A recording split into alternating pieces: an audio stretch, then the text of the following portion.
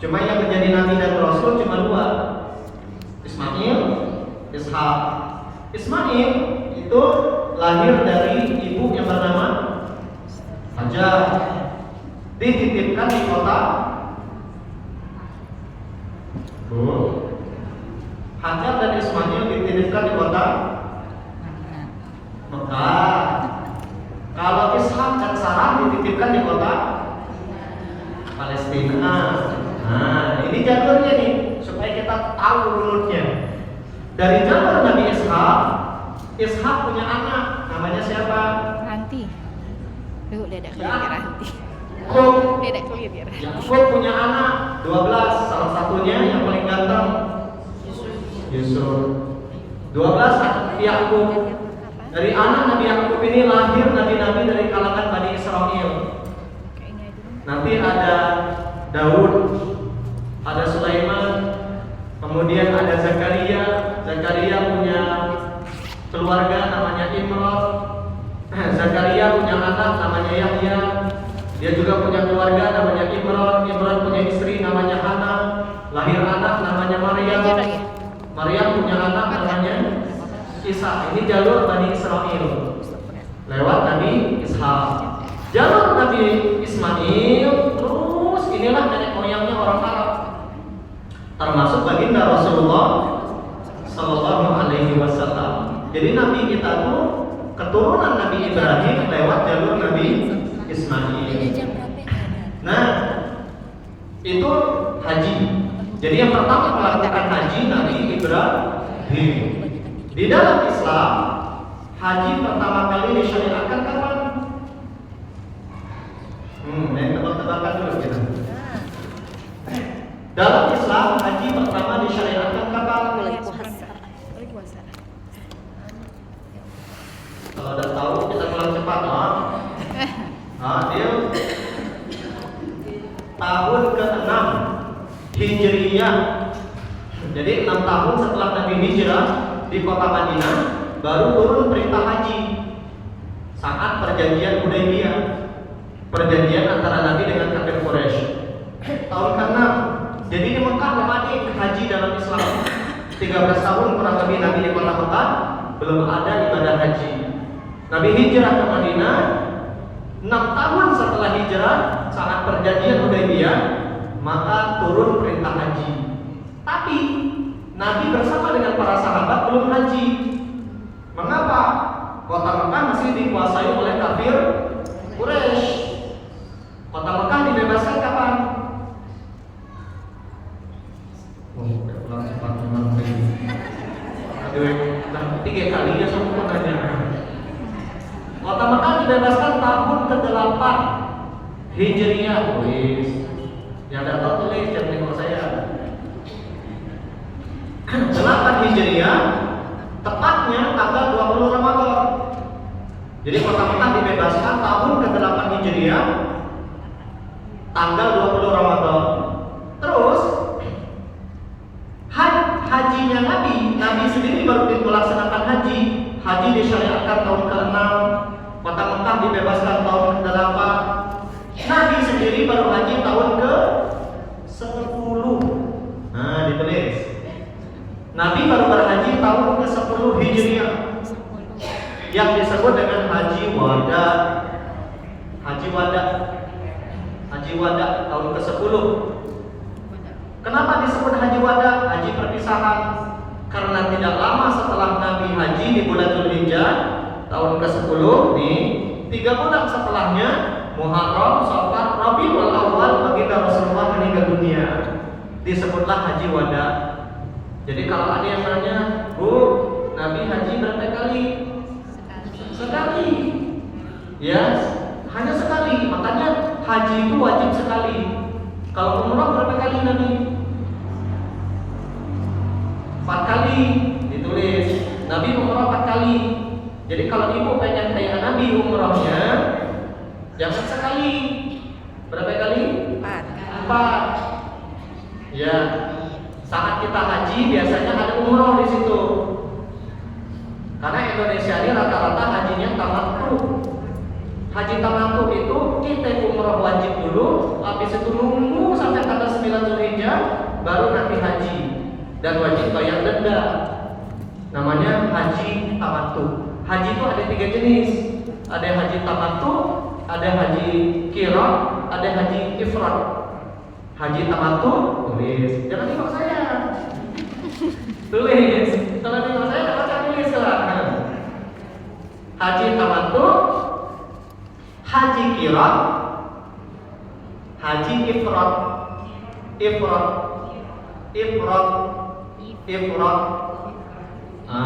Tamattu, qiran, ifrad. Ini mudah-mudahan dengan tahu ini Allah segerakan mudah-mudahan nanti ke sana. Amin. Jadi orang yang haji itu rata-rata pilihannya satu dari 3 ini caranya. Dan ini yang diajarkan Nabi. Haji tamattu, haji qiran, haji ifrad. Haji tamattu itu haji apa? Umrah dulu baru haji. Itu haji tamattu. Yang haji masih tahu.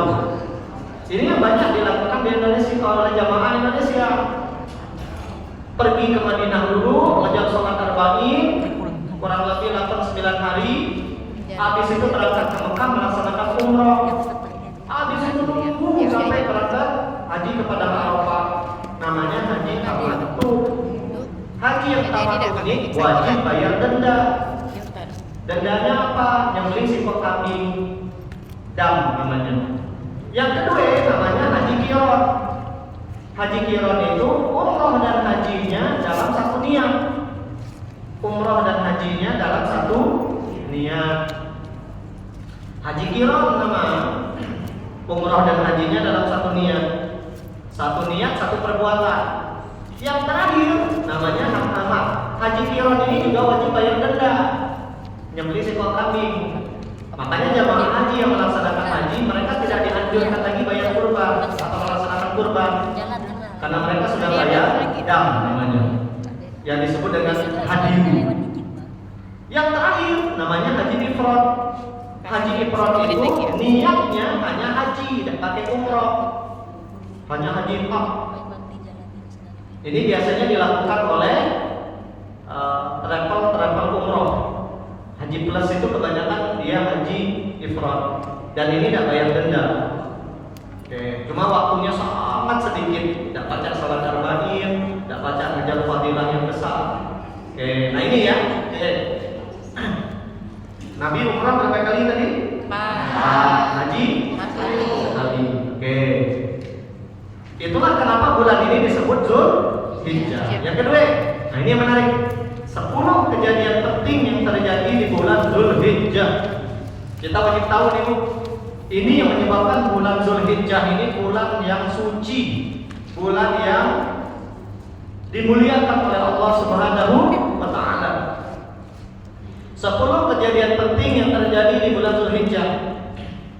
Referensi kita ada hadis yang dikutip atau diriwayatkan secara marfu oleh Abdullah bin Abbas dalam kitab Durratun Nasihin.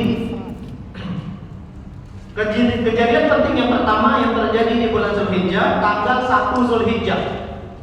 1 Zulhijjah Nabi Adam alaihissalam diterima taubatnya oleh Allah Subhanahu wa taala. 1 Zulhijjah kemarin Nabi Adam alaihissalam dan istrinya yang bernama Siti Hawa taubatnya diterima. Kenapa mereka diterima taubatnya? Karena Nabi Adam melanggar larangan Allah. Makan buah khuldi. Yang pertama makan siapa? Adam. Hawa. Adam apa Hawa? Adam. Hawa. Dari mana nggak tahu Adam? Dari mana enggak? Hawa. Jangan-jangan jawaban kita ini garam. Hawa. Jawabannya apa? Hawa. Wallahu a'lam. Saya juga nggak tahu apa Adam dulu apa Hawa. Tapi menurut ulama Adam. besar yang pertama Hawa. Makanya Hawa makannya 2 biji. 2 butir kalau bahasa kita. Kemana larinya? Maaf, kata ulama, payudara wanita itulah buah butirnya. Laki-laki satu Nabi Adam. Di mana? Nyangkut di leher. Jakut kami bilang. Ibu ada jakut? Jadi kami ada lagi ya kan. Saya ada, cuma nggak terlalu gede. Nah,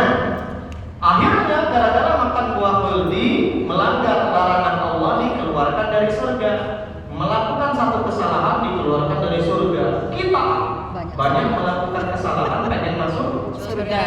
Nah, di situ gak cocoknya kita. Dikeluarkan sebagai hukuman, satu di timur, satu di barat. Ada yang mengatakan Siti Hawa itu diletakkan di India. Nah, itulah kenapa orang India ceweknya cikar-cikar. Bagian cikar. Bagian hitam. Tapi kalau kita datang ke sana itu kampung-kampung atau di cikar itu. Siapa? Sama saya dulu juga saya kira orang Mesir itu cantik-cantik. Pas datang ke Mesir, oh ternyata masih cantik orang Indonesia. Yang cantik-cantik itu hanya di film saja. Ya. Ibu kalau nonton film drakor kan ganteng kan? Iya. Oh, kayaknya nggak punya lagi nak ya? Ya. Itu cuma di film doang. Mending ibu datang ke Korea sana ya. Ganteng lagi ibu dia. Oke. Tapi pendapat yang terkuat mengatakan Siti Hawa itu diturunkan di Jeddah Arab Saudi. Jeddah itu dari bahasa Arab Jeddah. Jaddun artinya kakek, Jaddatun artinya nenek. Jeddah berarti disitulah Siti Hawa diturunkan dari surga. Makanya di Jeddah itu kalau kita umroh atau haji biasanya singgah ada makamnya Siti Hawa. Di mana mereka ketemu? Di padang Arafah, di sebuah bukit namanya Jabal Rahmah. Maka di bukit itu ada tugu, banyak orang nulis-nulis di situ. Jabal Rahmah. Kalau suatu saat ibu haji atau umroh, lalu bisa ke sana di Jabal Rahmah, padang Arafah, berdoa suami istri, minta masuk surga sekeluarga. Insya Allah doanya mustajab. Ya. Nah, diterima taubatnya ketika Nabi Adam beristighfar. Mana istighfar Nabi Adam? Al-A'raf ayat 23. Rabbana zalamna anfusana wa illam taghfir lana wa tarhamna lanakunanna minal khasirin. Ini doa yang paling tua diucapkan manusia pertama. Jadi kalau ada pertanyaan, Bu, apa doa yang paling tua dalam Quran? Istighfarnya Nabi Adam. Rabbana zalamna anfusana. Ya Allah, kata Nabi Adam dan Siti Hawa, kami telah menzalimi diri kami. Wa illam taghfir lana, kalau Engkau tidak ampunkan kami, wa tarhamna, dan sayangi kami, lanakunanna minal khasirin, kami pasti akan menjadi orang yang rugi. Diterima taubatnya satu Zulhijjah tadi. Yang kedua, 2 Zulhijjahnya Nabi Yunus alaihi salam diterima juga taubatnya tanggal 2 Zulhijjah. Apa kesalahan Nabi Yunus? Meninggalkan kaumnya. Itu salahnya beliau. Jadi beliau berdakwah ke kaumnya, Nabi Yunus kesel. Pagi siang malam beliau berdakwah, yang menerima dakwahnya cuma sedikit. Akhirnya dia kesel, tinggalnya kaum dek sampai negeri kata dia. Kurang lebih 6 bulan. Akhirnya beliau pergi naik kapal laut. Di tengah laut, kapalnya datang ke jalan. Diundi, yang keluar nama beliau. Dilemparlah beliau ke laut. Telan sama ikan paus. Di perut ikan paus itulah beliau menyadari kesalahannya dan beliau beristighfar, minta ampun kepada Allah. Mana istighfar yang Nabi Yunus ini? La ilaha illa anta subhanaka inni kuntu. Ini diucapkan ketika beliau di perut ikan paus ini. Dan dulu pernah saya sampaikan, istighfar Nabi Yunus ini kata Nabi Muhammad SAW ada fadilahnya. Ini dia hadis riwayat Imam At-Tirmidzi. Da'watu Dzinnun, doa dan istighfarnya Nabi Yunus ini kata Nabi Muhammad, izda'a, ketika beliau berdoa bahwa fi batnil hut, saat beliau di perut ikan paus, la ilaha illa anta, tiada Tuhan yang berhak disembah kecuali Engkau ya Allah. Subhanaka, Engkau Maha Suci. Inni kuntu minadz zalimin. Aku orang yang zalim, kata Nabi Yunus. Kata Nabi Muhammad SAW, tidaklah fa'innahu lam yad'u biha rajulun muslim. Tidaklah hamba muslim siapapun berdoa fi syai'in qad, minta apapun, illa istajaballahu lahu, Allah kabulkan doanya. Jadi kalau ibu punya penyakit yang sehat-sehat, lazimkan baca ini, Bu. lalu berdoa, ya Allah sehatkan penyakit saya. Ibu punya masalah, baca doa ini, lalu berdoa, ya Allah selesaikan masalah saya. Ibu punya hutang, gak lunas-lunas, baca doa ini. Insya Allah setelah baca doa ini banyak-banyak, jangan dibatasi berapa kali, sebanyak-banyaknya, insya Allah dikabulkan. Saya berkali-kali mengamalkan ini, alhamdulillah dikabulkan. 2024 seleksi petugas haji 104 seprovinsi Bangka Belitung, yang lulus 9. Saya selain baca panitia, baca di motor, di mobil, tidur, mata ada setidur, baca doa, alhamdulillah lulus. Banyak saya minta seleksi imam masjid Abu Batimah, baca lulus. Seleksi ASN lulus. Banyak, insya Allah doanya mustajab. Kapan diterima taubatnya? 2 Zulhijjah. Yang ketiga 3 Zulhijjahnya.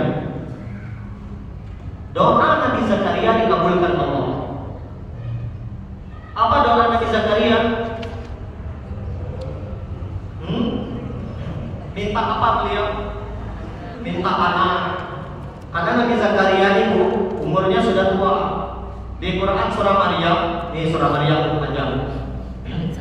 Di Quran surah Maryam ini Nabi Zakaria berpesan, umur sudah tua, bininya mandul. Kita baca surahnya. Ayat yang pertama, baca mana cara baca ya?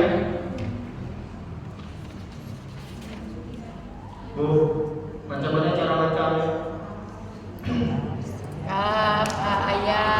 Kita belajar bahasa Yusuf. Gimana cara bacanya?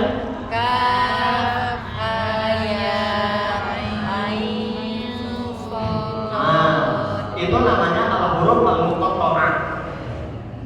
Dalam ilmu tajwid dibaca hurufnya. Kalau ada tanda pedang, panjangkan 4 sampai 6 harapan. Ini kafnya panjang.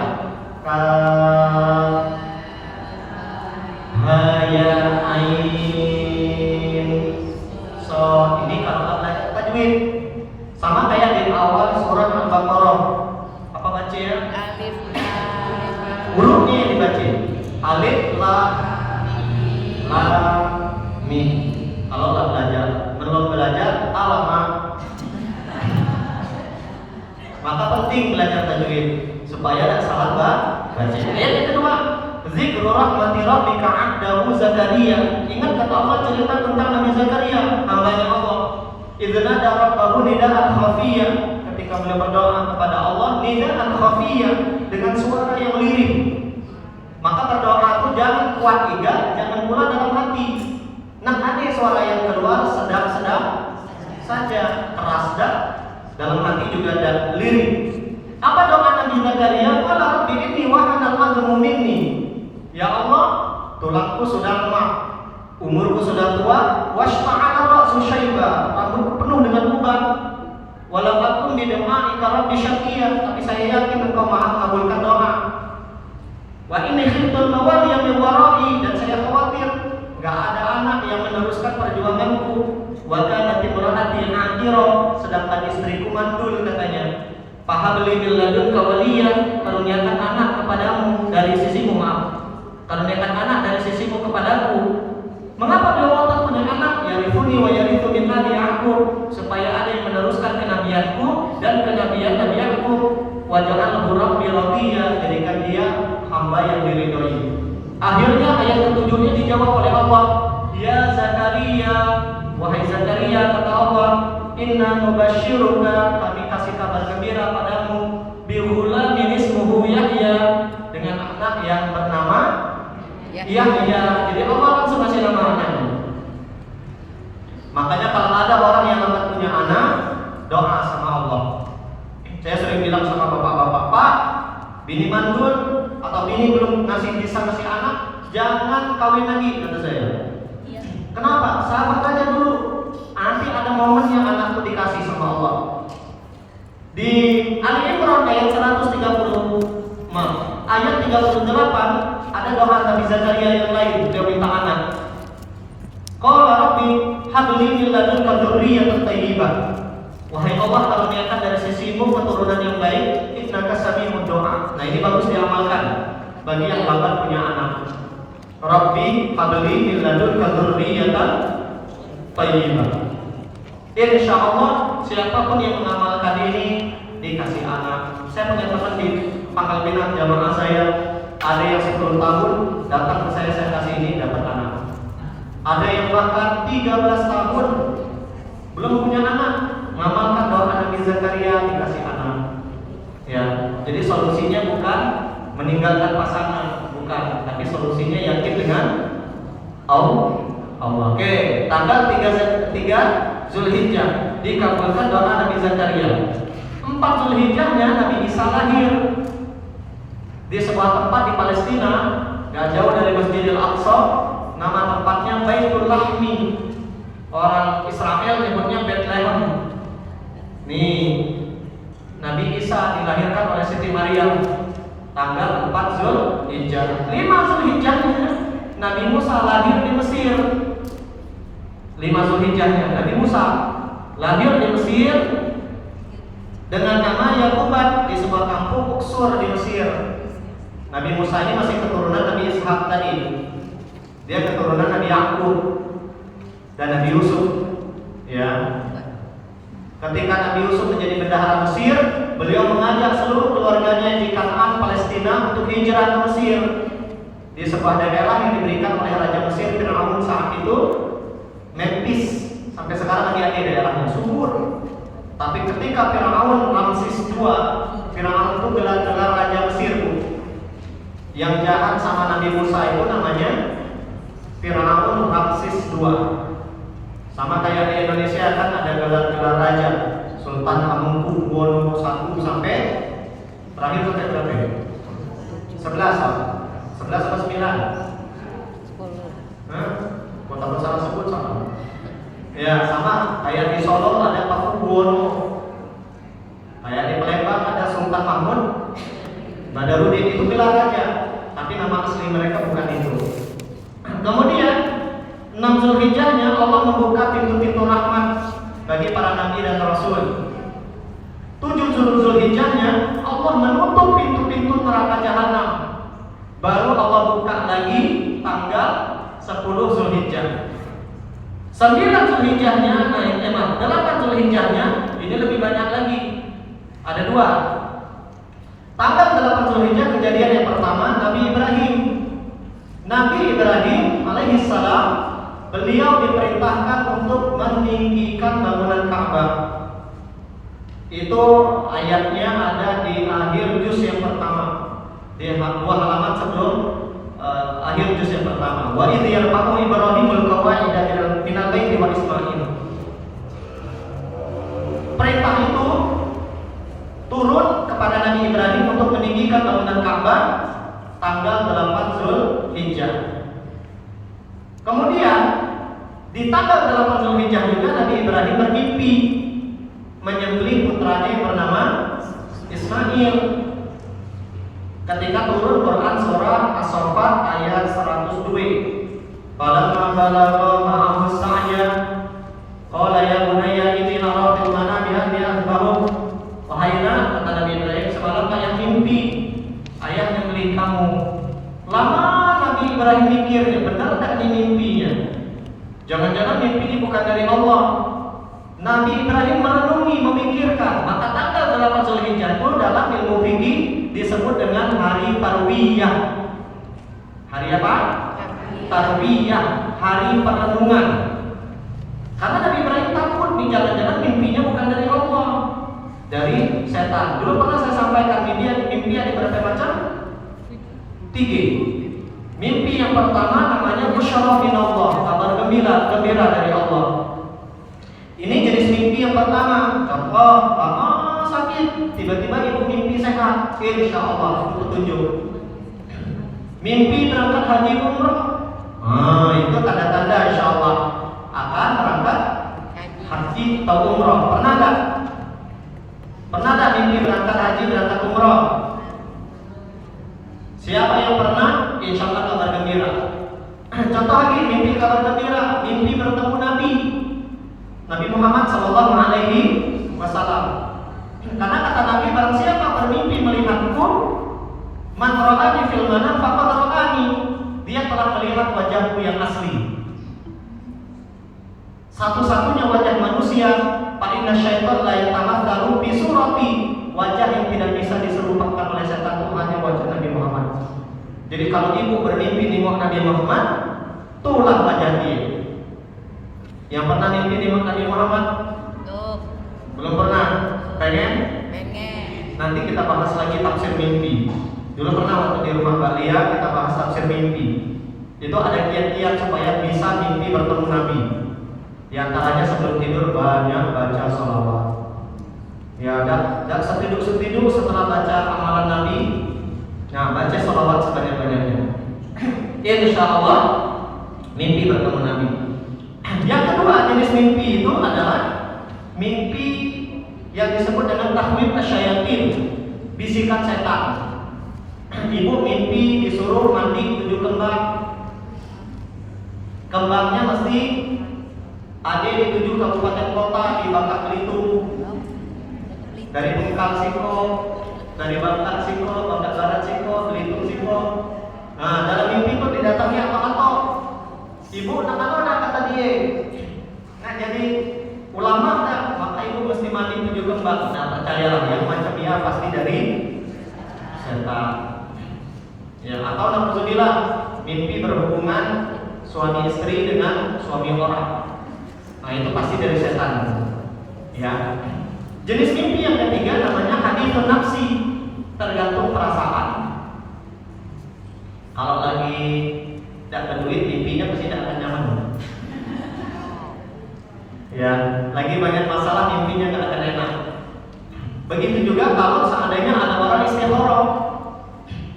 istikharah mau nikah, dia sudah terlanjur naksir dengan calonnya, pasti akan muncul calonnya. Jamaah saya ada Ustaz, saya sebelum nikah dulu istikharah, tiap malam muncul terus muka Ustaz. Setelah nikah ada RT Ustaz. Berarti mimpi itu dah valid. Kalau ibu sudah terlanjur naksir sama seseorang, mukanya yang muncul, nggak mungkin muka saya. Begitu juga kalau istikharah tentang pernikahan, lanjut pernikahannya atau berhenti. Kalau ibu sudah terlanjur benci dengan suami, dalam mimpi itu akan muncul nanti, udahlah tinggalkan dia. Tidak valid. Makanya istikharah itu sering saya sampaikan, petunjuknya tidak mesti lewat mimpi. Terkadang kemantapan hati. Kalau memang dimantapkan untuk maju, biasanya dipermudah urusannya. Tapi kalaupun misalkan istikharah untuk jodoh tadi, dia bukan jodoh kita, dipersulit. Nah, itu tanda-tanda. Oke, lanjut. 9 Zulhijjahnya Nabi Ibrahim mengeksekusi niatnya untuk menyembelih putranya yang bernama Ismail tadi. Dieksekusi niatnya tanggal 9 Zulhijjah di sebuah bukit di antara Musdalifah dan Mina. Sebelah kiri itu ada sebuah gunung namanya Jabal Qurban. Kalau jamaah haji umrah biasanya berhenti di situ. Perbatasan Musdalifah, dari Musdalifah kita mau ke Mina, sebelah kiri di bawah kereta api yang tinggi itu, yang flyover kereta api itu ada sebuah bukit. Masih ada tubuhnya sampai sekarang. Nanti kalau ibu mau lihat, googling aja. Kemudian tanggal 9 Zulhijjah juga hari Arafah. Jamaah haji wukuf di padang Arafah. Itu hari yang spesial. Dan wukuf di padang Arafah itu rukun haji. Tidak sah orang haji kalau tidak wukuf. Maka siapapun jamaah haji, supaya sah hajinya, mereka mesti berangkat kepada Arafah. Bagaimana dengan yang sakit, yang lansia atau yang disabilitas, tetap wajib datang. Sekarang ada mekanisme namanya murur. Jadi mereka dibawa pakai ambulan, pakai mobil, singgah sebentar di padang Arafah, 10-20 menit, habis itu mereka melanjutkan perawatan mereka. Namanya wukuf di padang Arafah. Saat 9 Zulhijjah juga Nabi berhaji, haji wada tadi. Kemudian 9 Zulhijjah itu hari Allah sempurnakan agama dan nikmatnya kepada kita, sekaligus turun wahyu yang terakhir kepada Rasulullah. Ketika turun Al-Maidah ayat 3, itu wahyu yang terakhir turun ke Nabi. 10 Zulhijjah ada dua kejadian Nabi menyembelih kurban. Berapa yang disembelih Nabi? Biasanya Nabi menyembelih kurban itu 2 ekor. Satu beliau niatkan pahalanya buat beliau dan keluarganya, kambing atau domba. Satu beliau niatkan pahalanya untuk beliau dan umatnya. Pahalanya, ketentuan fikihnya tidak boleh dilanggar. Satu kambing, satu nama. Kambing tidak boleh patungan namanya. Jadi tidak boleh ini kambing kurban dari keluarga Firdaus sekeluarga. Tidak boleh. Mesti ada satu nama yang ditunjuk, nama suami atau nama istri atau nama anak. Digilir aja. Tahun ini suami, tahun depan istri. Kecuali takutnya ini nama bini terus tiap tahun. Tapi kata Ustaz Abdul Somad, suami yang takut istri itu azab kuburnya ringan. Karena malaikat tak kasihan. Di dunia banyak tersiksa juga. Karena ada usaha kita sama malaikat. Oke, itu kambing 2 tahun. Setiap tahun Nabi selalu berkorban dengan 2 kambing. Pahalanya beliau niatkan satu buat beliau dan keluarganya, satu pahalanya beliau niatkan beliau dan umatnya. Makanya boleh kalau ibu kurban niatkan pahalanya, ya Allah sampaikan pahala ini buat kami sekeluarga besar. Boleh. Atau jadikan sebagai tawasul. Ya Allah, mudah-mudahan dengan kurban ini sehat penyakit kami. Dengan kurban ini ya Allah jadikan anak cucu kami soleh-solehah. Dengan kurban ini jadikan kami masuk surga sekeluarga. Boleh. Itu namanya tawasul dengan amal soleh. Kecuali di tahun terakhir, tahun saat Nabi Haji Wada tadi, Nabi berkurban dengan 100 ekor onta. Mahal sapi apa mahal onta? Onta besar. Sapi harganya sekarang berapa? 23, 25. Onta bisa 30, 40. 100 onta. Jadi Nabi kita miskin apa kaya? Kaya. Beliau pernah miskin, beliau pernah kaya. 100 ekor onta. Beliau sembelih sendiri 63. Sisanya beliau minta sama menantunya yang bernama Ali, 27-nya. Pertanyaannya, kenapa Nabi nyembelih 63? Kenapa Nabi menyembelih 63 ekor onta? Ada 2. Yang pertama, karena Nabi sebenarnya sedang ingin memberi isyarat kepada para sahabat, beliau bakal meninggal di umur 63 tahun. Dan itu baru diketahui oleh sahabat ketika Nabi sudah meninggal. Oh, pantas kata Ali. Kenapa Nabi dulu nyembelih ontanya 63? Ternyata nih petunjuknya. Beliau bakal meninggal 63. Dan petunjuk juga buat kita. Kalau kita ini insya Allah meninggalnya dan jauh beda dengan Nabi 60-70. Ya kalau ada yang umurnya 60-70, nah itu hati-hatilah. Adik, yang 60 angkat tangan di sini. Banyak nih, jangan lagi.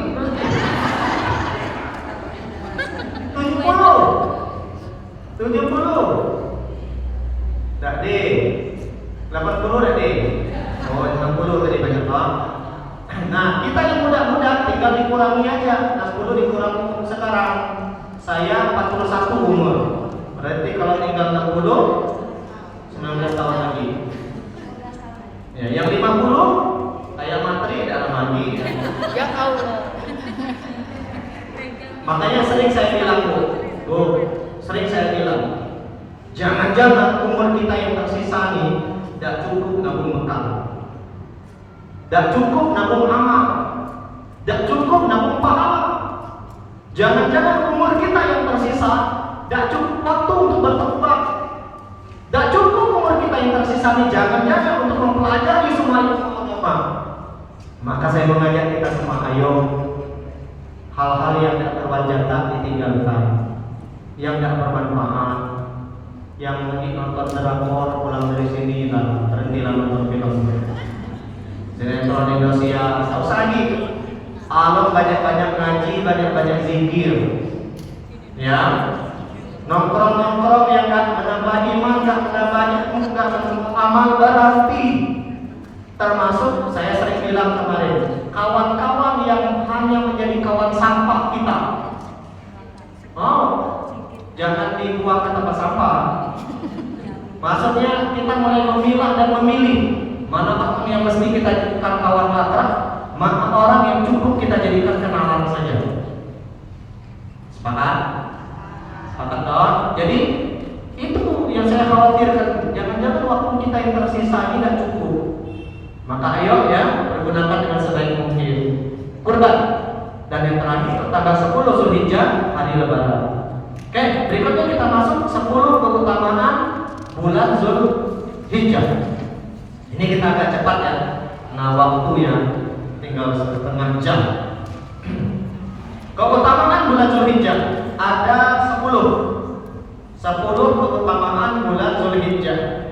Ini yang menyebabkan bulan Zulhijjah ini spesial.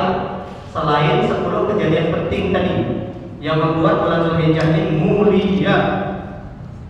Yang pertama, bulan Zulhijjah adalah bulan termasuk bulan yang Allah sucikan. Disucikan oleh Allah, bulan suci dan disucikan oleh Allah. Mana dalilnya? Nah, ini dia dalilnya. At-Taubah ayat 36. Allah berfirman, "Inna iddatash syuhur 'indallah 12 syahra." Bilangan bulan di sisi Allah itu ada 12 bulan. Fi kitabillah, itu sudah tercatat di Lauhil Mahfuz. Yauma khalaqas samawati wal ardh, sejak Allah ciptakan langit dan bumi. Minha, dari 12 bulan tadi kata Allah, arba'atun hurum, ada 4 bulan yang suci. Dzalika dinul qayyim, itulah agama yang lurus. Fala tadzlimu fihinna anfusakum, jangan kalian zalimi diri kalian. Mana 4 bulan yang Allah sucikan itu? Dzulqa'dah, Zulhijjah, Muharram, Rajab. 3-nya berturut-turut. Nah, sebagaimana hadis Nabi, 3-nya berturut-turut, Salatul Muqaddiyah, Zulqa'dah, Zulhijjah, Muharram, dan 1-nya misah, Rajab, bulan ke-7. Jadi ada 4 bulan suci. Kita sekarang berada di bulan yang suci, ya. Berikutnya, mengapa bulan ini disebut bulan yang suci atau bulan yang haram? Karena kata Abdullah bin Abbas, di bulan-bulan yang 4 ini amal soleh pahalanya dilipat gandakan. Jadi belajarnya kita hari ini, ngajinya kita hari ini, ibadahnya kita hari ini di bulan Zulhijjah, pahalanya lebih besar dibandingkan bulan biasa. Tapi hati-hati, maksiat yang kita juga di bulan 4 ini, dosanya juga dilipat gandakan. Yang kedua, bulan Zulhijjah bulan berhaji. Orang tak baca haji kecuali di bulan Zulhijjah. Makanya penamaannya tadi disebut Zulhijjah. Ada satu-satunya bulan yang orang bisa berhaji, Zulhijjah. Yang ketiga, haji punya banyak keutamaan. Ini 8 paling tidak keutamaan orang yang berhaji. Pertama, orang yang berhaji pahalanya seperti jihad fisabilillah, besar. Jadi orang yang berangkat haji, berangkat umroh itu seperti jihad. Aisyah pernah nanya ke Nabi, "Ya Rasul, perempuan ada jihadnya?" Tadi kata Nabi, "Jihadul la qitala fihi," jihad yang tidak perang, haji dan umroh. Maka siapapun jamaah haji yang meninggal di kota Mekah atau Madinah, insyaallah meninggalnya mati syahid. Ya, ada yang berniat? Mana ada yang berniat tinggal sana dah. Yang kedua, tidak ada balasan lain bagi yang haji kecuali surga. Kenapa? Karena haji menggabungkan 4 jenis ibadah. Ada ibadah hati, mesti ikhlas, mesti sabar, mesti tawakal, mesti yakin. Ada ibadah lisan, talbiyah, labbaik Allahumma labbaik. Ada zikir, ada ngaji. Ada ibadah harta, mesti berangkat ke sana keluar duit. Ada ibadah fisik. Maka balasan haji itu cuma surga. Haji menghapus dosa dan kemiskinan. Siapapun yang berangkat haji kalau mabrur, pulang dari sana seperti keluar dari perut emaknya, bersih tanpa dosa. Ya, yang kedua, haji juga menghapus kemiskinan. Dan semua orang pulang haji melarat. Ini sudah sering saya sampaikan. Rumusnya, setiap duit yang kita keluarkan di jalan Allah, pasti Allah enggak ganti. Ini suara lagi ada kurban. Jangan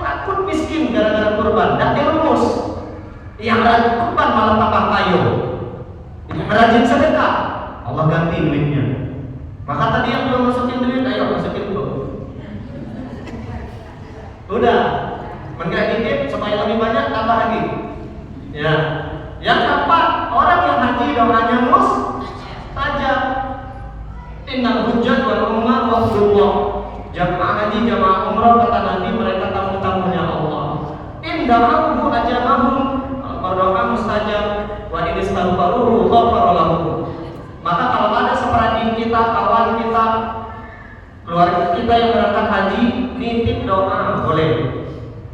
Apalagi ketika mereka wukuf di padang Arafah, bertemu tempat mustajab dan waktu mustajab. Kalau jamaah umrah hanya bisa ke tempat mustajab pada Arafah, tapi jamaah haji di 9 Zulhijjah tempat dan waktu mustajab, bertemu dalam satu momen.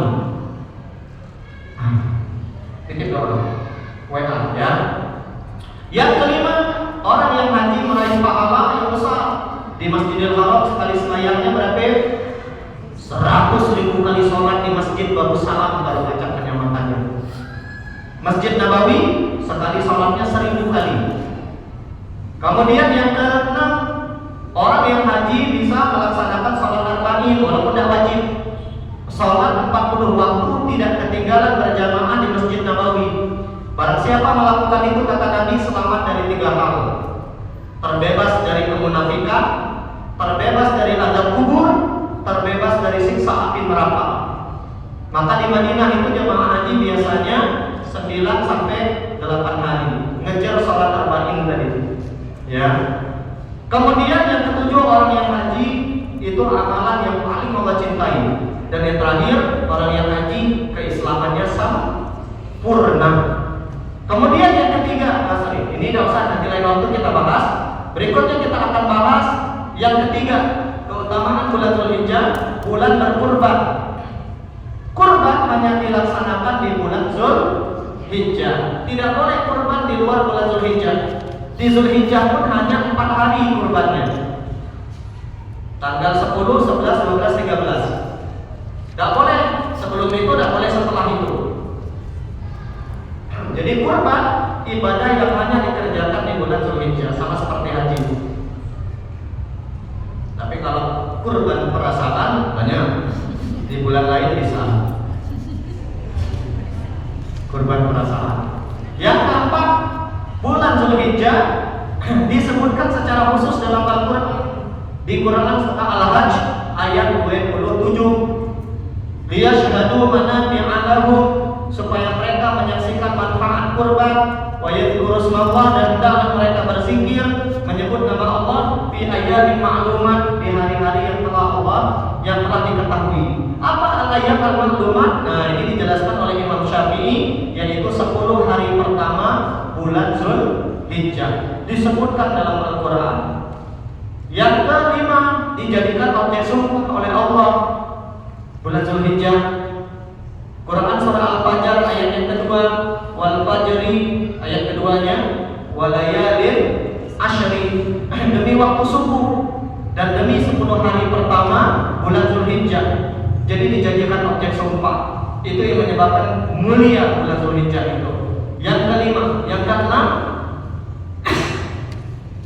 terdapat hari yang paling istimewa.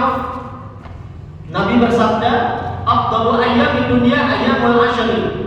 Hari-hari yang paling spesial yang dijalani oleh kita manusia dan hidup ini yaitu 10 hari pertama bulan Zulhijjah. Itu hari yang spesial. Kemudian yang ke-6, yang ke-7, di bulan Zulhijjah terdapat hari yang paling agung di sisi Allah. Ini dalilnya, inna a'dzamal ayyam indallah. Hari yang paling spesial kata Nabi di sisi Allah tabaraka wa ta'ala yaumul nahri, hari penyembelihan 10 Zulhijjah. Wa yaumul qur, dan hari menetap. Hari qur itu hari apa? Menetapnya jamaah haji di Mina untuk bermalam. 3 hari biasanya. 4 hari, dari 10, 11 sampai tanggal 13, tergantung dia kapan pulang ke Mekah. Apa dia ngambil nafar awal atau nafar tani. Yang ke-8, amal soleh yang dikerjakan di 10 hari pertama bulan Zulhijjah, dari kemarin sampai tanggal 10 kelak, itu mengalahkan pahala jihad fisabilillah. Tidak ada hari, kata Nabi, yang amal soleh di dalamnya lebih Allah cintai, lebih besar pahalanya melebihi amal soleh yang dikerjakan dari tanggal 1 sampai tanggal 10 Zulhijjah. Ada sahabat yang nanya, ya Rasul, bagaimana dengan pahala jihad? Ya, pahala jihad juga kalah, kata Nabi, dengan amal soleh yang kita kerjakan di 10 hari pertama. Itu yang tadi saya bilang. Kenapa belajar yang kita hari ini besar pahalanya? Karena itu amal soleh yang paling Allah cintai. Sekarang baru tanggal 2, masih spesial ya amal soleh apapun. Belajar, baca Quran, tahajud, doa, dan seterusnya. Kecuali kata Nabi, orang yang berjihad tidak pulang lagi dengan apapun. Artinya mereka yang mati syahid, itu nggak baca dikalahin. Tapi kalau orang berjihad masih pulang, masih kalah pahalanya dengan amal soleh yang dikerjakan di 10 hari pertama. Yang ke-9, di bulan Zulhijjah ada hari Arafah yang sangat spesial sekali. Hari Arafah itu punya 7 keutamaan. Nih 7 keutamaan hari Arafah. Wukuf jamaah haji di padang Arafah itu rukun haji dan puncak ibadah haji dan sah haji orang kalau ada wukuf. Yang kedua, hari Arafah, hari Allah sempurnakan nikmat dan agama kita tadi. Saat Nabi Haji Wada tanggal 9 Zulhijjah, hari Arafah. Hari Arafah dijadikan objek sumpah dalam Al-Quran. Wal fajri wal layalin ashri wasyaf'i wal watri. Nah, ayat ketiga itu hari Arafah. Asyafaq itu artinya hari ke-10-nya, al-watri hari witirnya 9 Zulhijjahnya. Yang keempat, puasa Arafah bisa mengampunkan dosa 2 tahun. Nanti tanggal 9 Zulhijjah. Nih tanggal 2 hitung deh, tanggal 9 kelat ya tidak puasa.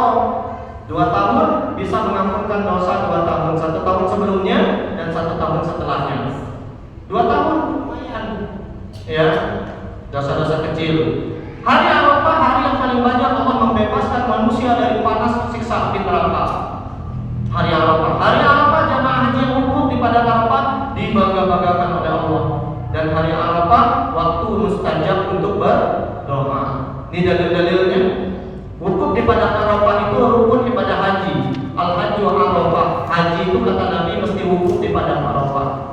Yang kedua, hari Arafah disempurnakan agama dan nikmat. Dalilnya riwayat Imam Bukhari dan Muslim dari Umar bin Khattab. Ketika datang orang Yahudi, kata orang Yahudi, wahai Umar, ayatun fi kitabikum taqra'unaha. Ada satu ayat di kitab kalian yang kalian sering baca. Law alaina ma'syaral yahud nazala, seandainya turun ke kami orang Yahudi, latakhadna dzalikal yaum ida. Kami akan jadikan hari turunnya ayat itu lebaran. Mana ayatnya? Al-Maidah ayat 3. Al-yawma akmaltu lakum dinakum wa atmamtu 'alaikum ni'mati wa raditu lakumul Islam dinan. Kami tahu hari itu dan ayat turunnya. Nabi sedang wukuf di padang Arafah hari Jumat. Hari Arafah disebutkan dalam Al-Quran ayat ketiga surah Al-Fajrnya, wasyaf'i wal watri. Asyafaq ini kata Imam Jarir At-Tabari. Asyafaq ini kata juga Imam Ibn Abbas. Asyafaq itu adalah hari penyembelihan kurban, hari genap. Wal watri, witir, ini hari Arafah, ya, karena dia 9 witir. Hari Arafah dijadikan objek sumpah, ya, wasyahidi wa masyhud. Ini dalilnya Al-Buruj ayat ketiga. Syahid ini adalah hari Jumat, masyhud ini adalah Yaumul Arafah. Hari Arafah Allah mengampunkan dosa 2 tahun di puasa Arafahnya. Kemudian yang kelima, hari Arafah Allah banyak mengampunkan dosa manusia. Tidak ada hari, kata Nabi, paling banyak Allah bebaskan manusia dari panasnya siksa api neraka kecuali hari Arafah. Hari Arafah orang yang wukuf di padang Arafah dibangga-banggakan.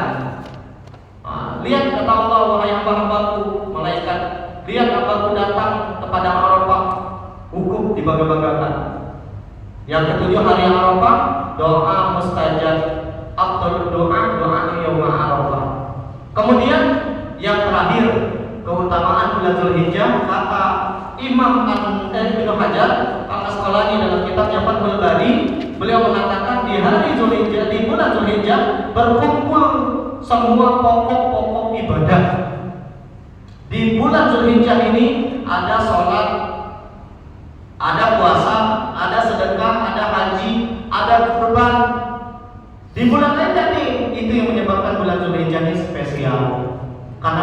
rukun pokok-pokok ibadah.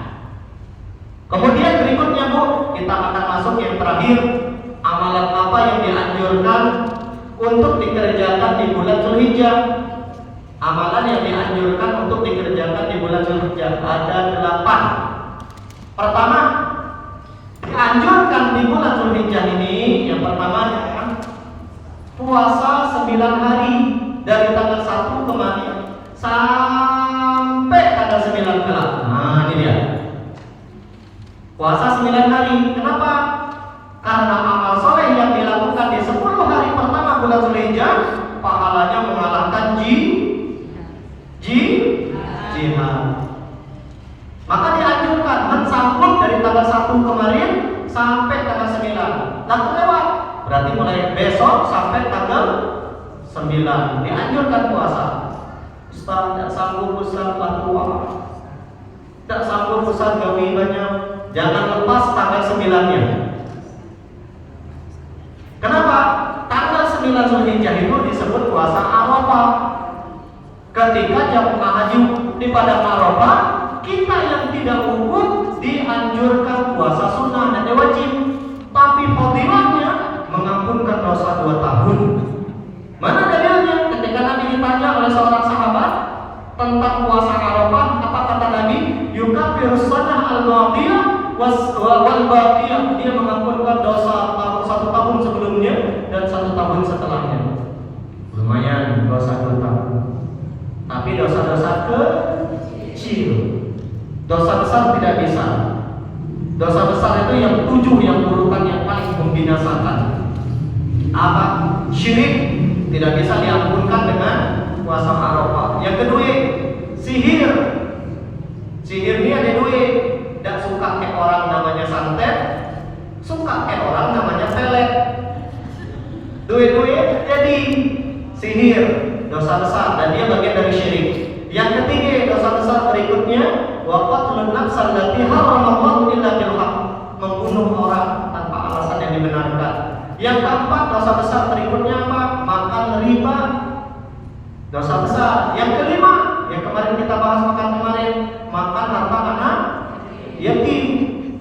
Yang keenam, lari dari medan perang, at-tawalli yawmaz zahfi. Yang ketujuh, dosa besar yang paling besar, waqtul muhsanatil mu'minatil ghafilat, menuduh orang baik-baik berbuat tidak baik dan kita tak punya bukti. Ikut menyebarkan isu kita sendiri dan punya bukti. Katanya suka yang misalnya orang. Akhirnya hancur harga diri seseorang gara-gara itu, dosa besar. Ada lagi dosa besar, durhaka sama orang tua. Nah, tidak bisa diampunkan dengan puasa Arafah. Yang ketiga, amalan yang dianjurkan di bulan Zulhijjah ini haji dan yang ketiga memperbanyak zikir. Banyak-banyak zikir. Dalilnya banyak. Al-Hajj sama Al-Baqarah. Wadhkurullah wa yadhkurusmallah fi ayyamin ma'lumat yang tadi. Al-Hajj ayat 27 kalau saya salah tadi. Kemudian di Al-Baqarahnya wadhkurusmallah fi ayyamin ma'dudat. Hendaklah jamaah haji itu mengingat Allah di hari-hari yang telah bilangan yang telah ditentukan. Nah, ini dia. Al-ayyam al-ma'lumat menurut ulama tafsir tanggal 1 sampai tanggal 10. Sedangkan al-ayyam al-ma'dudat tanggal 11 sampai tanggal 13. Makanya lepas Idul Adha takbirnya 4 hari. Tanggal 10 sampai tanggal 13 kalau kita sholat jamaah. Tapi kalau Idul Fitri takbirnya cuma sehari. Maka saya mengajak kita, ayo mulai dari hari ini sampai tanggal 13 banyak-banyak zikir. Saya melazimkan zikirnya Nabi Yunus tadi. Alhamdulillah. La ilaha illa anta subhanaka inni kuntu minadh dhalimin. Menimbullah tabi'si yang subhanallah, alhamdulillah, la ilaha illallah, wallahu. Silakan. Mana nyamannya kita? Bisa dengan zikir yang bisa memberatkan mizan kita. Kalimatani, 2 kalimat kata Nabi, habibatani ila rahman, dicintai oleh Allah, ya. Thaqilatani bil mizan, mudah diucapkan. Habibatani ila rahman, dicintai oleh Allah. Thaqilatani bil mizan, memberatkan mizan kebaikan. Subhanallah wa bihamdihi, subhanallahil azim. Bisa bebas, ibu salawat pun itu zikir. Ya zikir, daripada kita ngeruce dan tempat jatah, zikir. Di luar ya. Zikir. Ya, istighfar termasuk zikir. Yang keempat, di bulan Zulhijjah dianjurkan kita melaksanakan haji dan umrah, tapi tidak pacar. Karena kita mesti dapat. Indonesia ini kemarin Kementerian Haji sudah menyampaikan masa tunggunya diseragamkan seluruh Indonesia 26 tahun. Jadi kalau ibu daftar sekarang baru pajak berangkat 26 tahun lagi. Baru mati. Maaf, yang sudah daftar angkat tangan 30 berangkat. Ya. Saya 2018 daftar. Berangkatnya kemungkinan 2030-an. 33 kayaknya. Ya, 2018. Berangkatnya 2033. Nah, 26 tahun lagi, ibu baru daftar sekarang, 26 tahun lagi. Kecuali 4 golongan. Golongan yang pertama bisa berangkat cepat, petugas haji. Nah, walaupun dia sudah berangkat, tahun depan dia berangkat lagi boleh, yang penting lulus. Abang saya berangkat 2024 barengan saya, abang kandung, Bang Fauzan. Nah, tahun ini 2026 dia ikut seleksi kemarin lulus. Teman saya di pertanian dokter hewan. 2025 beliau berangkat sebagai jamaah. 2026 ini sebagai petugas. Jadi yang pengen berangkat cepat baca sebagai nah, ini yang muda-muda yang berangkat boleh WA saya, nanti saya ajarin cara seleksinya. Siapa tahu lulus, kita nggak pernah tahu bagaimana cara Allah manggil kita. Boleh, banyak kok alhamdulillah rata-rata yang WA saya pada lulus semua karena saya ajarin caranya. Ustadz nggak jamin lulus, ustazah nggak jamin karena mereka nggak tahu caranya. Yang kedua, yang bisa berangkat cepat siapa? Lansia. Lanjut. Berapa umurnya? 65 tahun ke atas. Dan syarat kedua mesti daftar sudah 5 tahun. Kalau ibu sudah daftar haji umur 65 ke atas, setelah daftar 5 tahun ajukan keberangkatan cepat ke Kementerian Haji. Pajak. Menteri lah berapa? 57. 67. Murah. Iya, umurnya berapa? 57. Oh, 57. Bukan yang 67. Lagi lama menteri sabar menteri. Ya. Nah, itu bisa berangkat cepat. Yang ketiga, yang bisa berangkat cepat mahram. Misal istri kita sudah punya suami, istri sudah daftar duluan. Suami baru daftar tahun ini, istri berangkat tahun depan. Maka kita bisa mengajukan ke Kementerian Haji menjadi mahram kami para suami. Gak mesti 5 tahun. Dokter Korin tadi tahun kemarin dia berangkat, istrinya udah lama daftar, berangkatnya tahun 2025. Dokter Korinnya baru 2 atau 3 tahun dia daftar, tapi karena dia mengajukan sebagai mahram istrinya pajak. Maka yang belum punya mahram cari mahram dulu, cari suami dulu. Yang keempat, yang bisa berangkat cepat siapa? Porsi warisan. Jadi kalau bapak kita meninggal, maka porsi orang tua itu diturunkan ke ahli waris. Nah, ini pajak pengganti. Banyak, jamaah saya banyak. Di Bangladesh banyak. Jadi kalau orang tua kita meninggal dan sudah daftar haji, maka kita sebagai ahli waris berembuk lagi berarti siapa yang menggantikannya. Jangan berkelahi. Berembuk aja, pokoknya bila perlu dan selesai diundi yang keluar namanya nanti orang tua. Daripada ujung-ujungnya berdebat. Nah, berikutnya yang kelima, di bulan Zulhijjah ini dianjurkan kita kurban. Karena Nabi berkurban. Ayo, yang belum berniat, niat dulu minimal. Berapa yang kurban di Babu Salam, Menteri? 3 juta. 3 juta setengah. 30.000. Murah kan? 30. Di Pengkala dia 4 juta. Iya, ayo kurban pajak tuh 4 juta setengah. Kata Imam Ibnu Qayyim, kita nyumbang ke masjid 3 juta setengah dengan kita kurban besar pahala kurban gitu. Dia lebih besar pahalanya daripada ibadah yang semisal. Minggu depan lebaran loh kali Rabu. Hari Minggu. Rabu. Rabu. Oh, Rabu. Kurban itu banyak fadilahnya. Pertama, pahala kurban dihitung sejumlah bulu hewan kurbannya. Pahalanya. Ketika Nabi berkurban menyembelih kambing, datang seorang sahabat Zaid bin Arqam. Mahadihil Allahi, kata Zaid, ya Rasul, apa nih? Nabi mengatakan sunnah abikum Ibrahim. Ini sunnah kakek kalian dulu Ibrahim. Terus nanya lagi Zaid, mana dan minha? Kalau kami kurban apa yang kami dapatkan? Bikul syahratin hasanah. Setiap satu helai bulunya satu kebaikan. Satu kebaikan dikali 10. Ibu suka ada kurban kambing, hitung bulu kambing. Ya. Banyak apa dikit? Banyak. Banyak. Begitu Pak Latifah.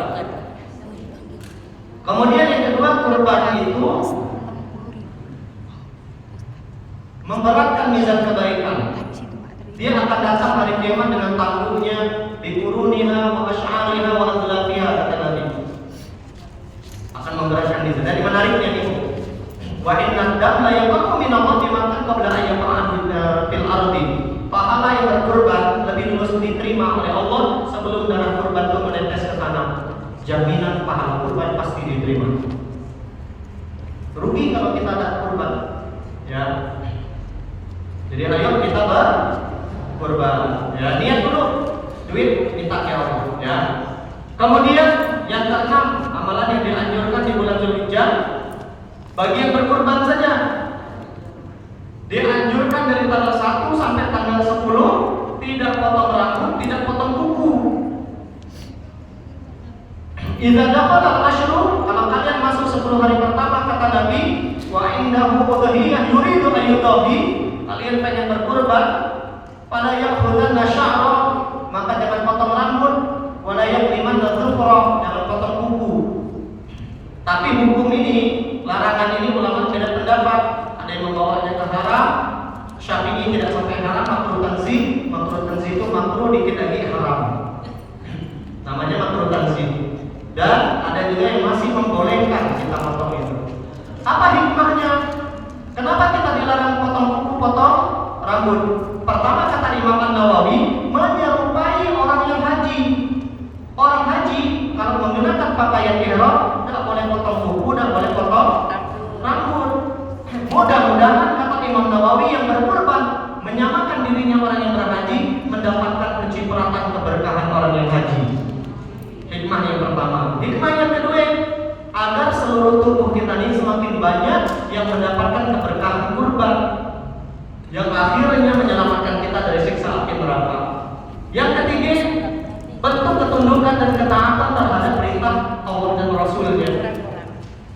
Kita ini orang beriman, jangan mempertanyakan apa kita dilarang apa tidak masuk akal.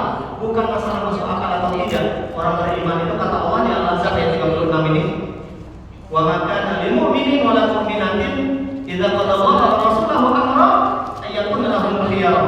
Kata Allah, tidak pantas bagi orang yang mengaku beriman, laki-laki perempuan, ketika Allah menyuruh sesuatu kita mempertanyakan perintah itu. Tidak pantas. Kita coba mengatakan sami'na. Yang terakhir, kenapa hikmahnya dilakukan potong rambut, potong kuku? Agar saat lebaran Idul Adha baru dipotong kuku dan rambut, penampilan baru, jadi timbul semangat baru. Itu hikmahnya. Siapa yang kena larangan ini? Nama yang disetor tadi saja. Jadi kalau tahun ini kurban atas nama suami, istrinya boleh potong rambut, potong kuku. Kalau atas nama istri, suami boleh, anak boleh. Yang disetor saja namanya.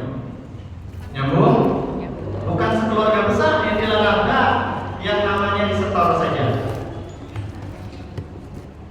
Yang kurban angkat tangan.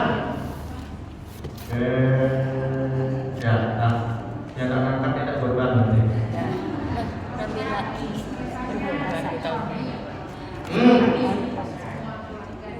Pahalanya boleh, tapi ketentuan fikihnya tidak boleh nama suami.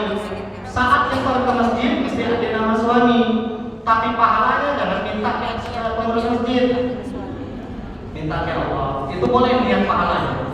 Pun boleh gini loh. Ayah meninggal, anaknya 3 beradik.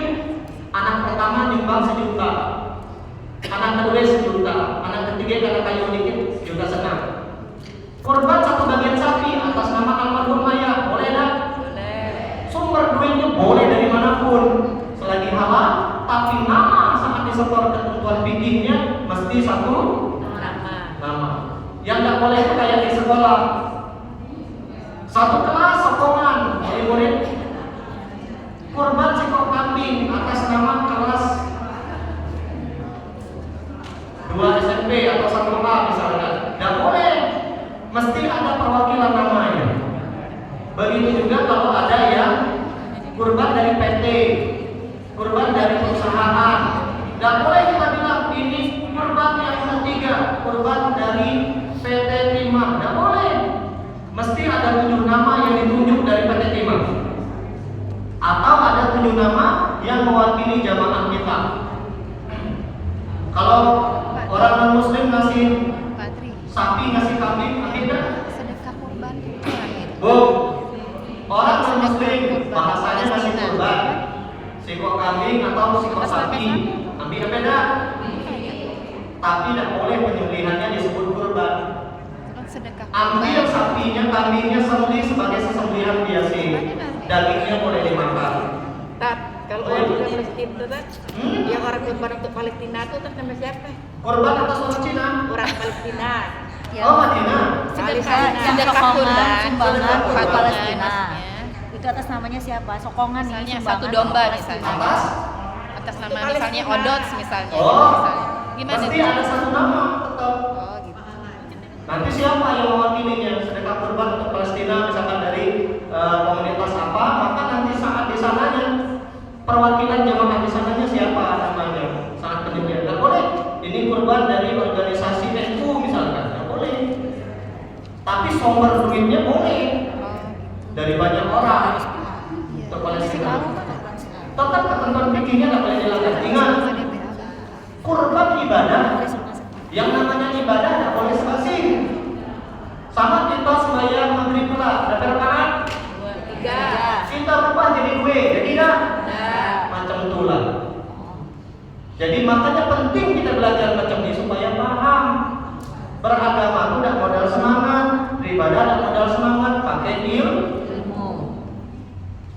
Panitia kurban ngambil lebih. Panitia kurban makan daging kurban boleh tak? Boleh.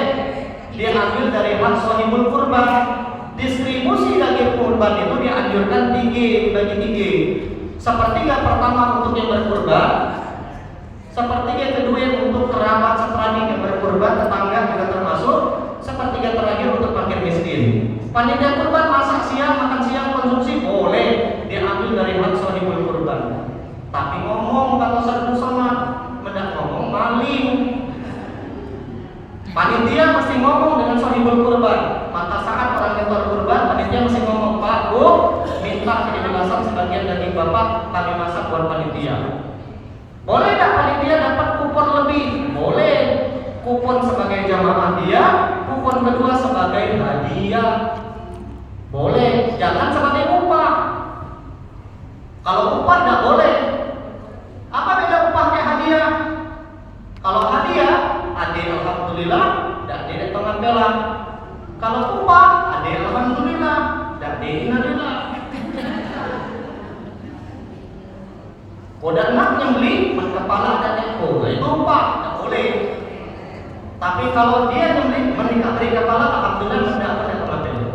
Nah itu hadiah, akadnya boleh menteri, tidak masalah. Yang jadi panitia anak beranak, adik-beradik, keluarga semua boleh. Boleh. Jadi kalau kurban itu yang penting ini Bu, dagingnya itu dibagi 3. Sepertiga pertama hak sahibul kurban, kecuali kurban nazar. Kalau kurban nazar, kalau sebelum lebaran penyakit saya sembuh, saya kurban nazar, tidak boleh dimakan oleh sahibul kurban. Nyambung. Jadi kalau ada yang tadi kurban nazar, maka dia tidak boleh makan. Tapi kurban biasa, sahibul kurban bukan boleh, dianjurkan makan. Tapi haknya tidak lebih dari 1/3. Kalau kambing 9 kilo, yang boleh kambing cuma 3 kilo. 3 kilo keduanya untuk siapa? Hak seperadinya, hak tetangganya. Ini beda kurban dengan zakat. Kalau zakat mesti orang miskin, mesti 8 asnaf. Kalau kurban tidak mesti, orang kaya boleh. Kasih ke tetangga, kita punya masalah dengan tetangga, beri dia 1 kilo, hilang masalah. Lagi marah lah, tambah 1 kilo gitu. Lagi marah lah, berarti bukan kita yang salah. Memangnya kecil hati ya. Nah itu. Termasuk boleh bagi non-muslim kurban, tapi dengan syarat kurbannya kurban sunnah. Kalau kurban wajib, kurban nazar tadi itu hak umat Islam. Yang kedua, non-muslimnya bukan kafir harbi. Apa itu kafir harbi? Orang non-muslim yang memusuhi kita, mata-mata kita, benci kita, tidak boleh diberi. Yang ketiga, semua umat Islam wajib dapat dan didahulukan. Yang ketiga, jumlahnya lebih sedikit. Kalau yang Islam beri 1 kilo, non-muslim 1/2 kilo. Menyenangnya apa dikit, aja masuk Islam banget. Itu kurang lebih. Ada lagi mau nanya? Ya.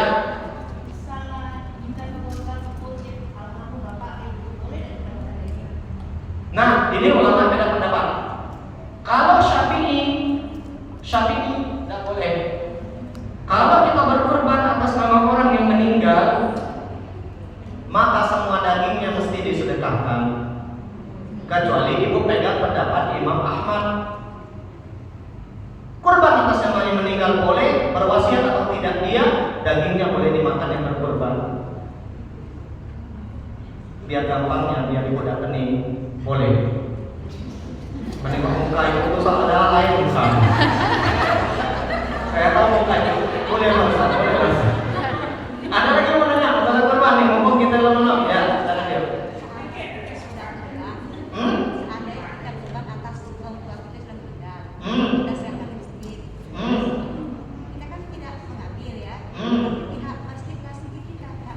Boleh, tidak masalah. Ada lagi? Ya.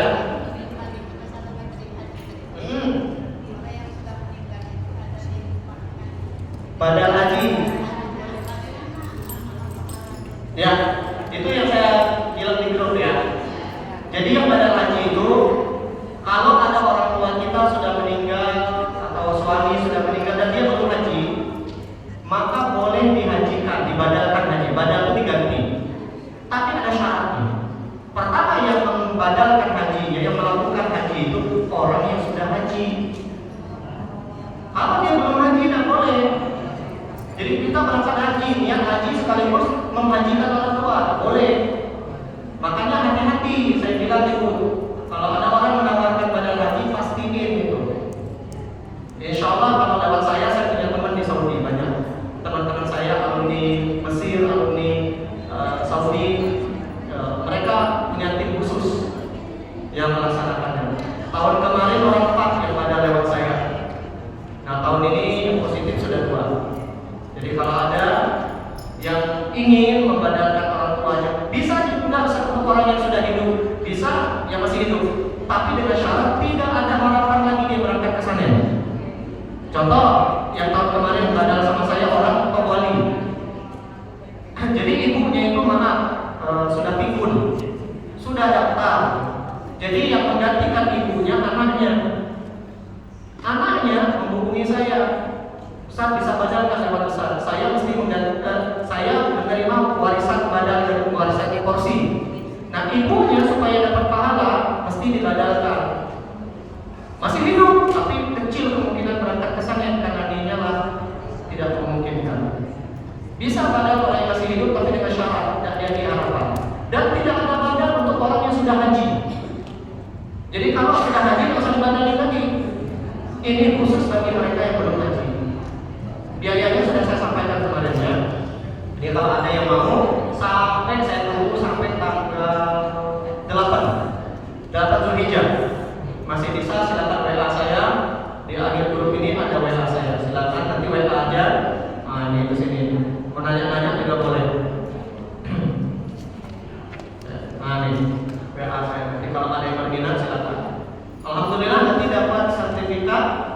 Kemudian ada video-video buktinya dan insya Allah amanah orang ini. Memang sudah mereka beliau punya timnya. Silakan yang berniat untuk badal, pahalanya